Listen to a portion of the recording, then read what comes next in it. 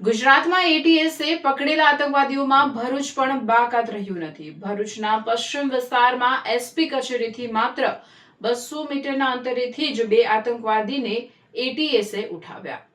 ભરૂચના તાર ફરી એકવાર આતંકી ગતિવિધિ સાથે જોડાયા. એટીએસે દારૂલ ઉલમ માટલીવાલાના 2 વિદ્યાર્થીઓની કરી ધરપકડ. ગુજરાત એટીએસે પ્રતિબંધિત આતંકવાદી સંગઠન જૈશ-એ મોહમ્મદ સાથે સંકળાયેલા દેશ વિરોધી કાવતરાના કેસમાં વધુ 5 આરોપીઓની ધરપકડ કરી છે. આ કાર્યવાહી દરમિયાન ભરૂચ જિલ્લાનું નામ પણ તપાસમાં સામે આવ્યું છે. એટીએસના જણાવ્યા મુજબ ઝડપાયેલા આરોપીઓમાં 2 યુવકો ભરૂચ સ્થિત દારૂલ ઉલૂમ માટલીવાલા મદ્રેસા સાથે સંકળાયેલા હોવાનું બહાર આવ્યું છે.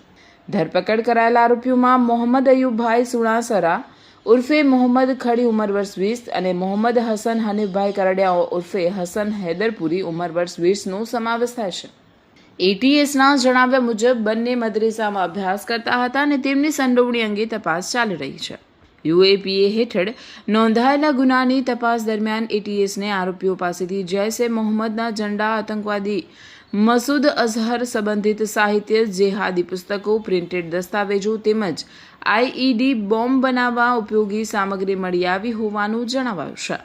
તપાસમાં એવો પણ દાવો કરવામાં આવ્યો છે કે આરોપીઓ વિસ્ફોટક બનાવવાની પદ્ધતિઓનો અભ્યાસ કરી રહ્યા હતા તેમજ અન્ય લોકોને પણ જેહાદી વિચારધારા તરફ પ્રેરિત કરવાનો પ્રયાસ કરી રહ્યા હતા.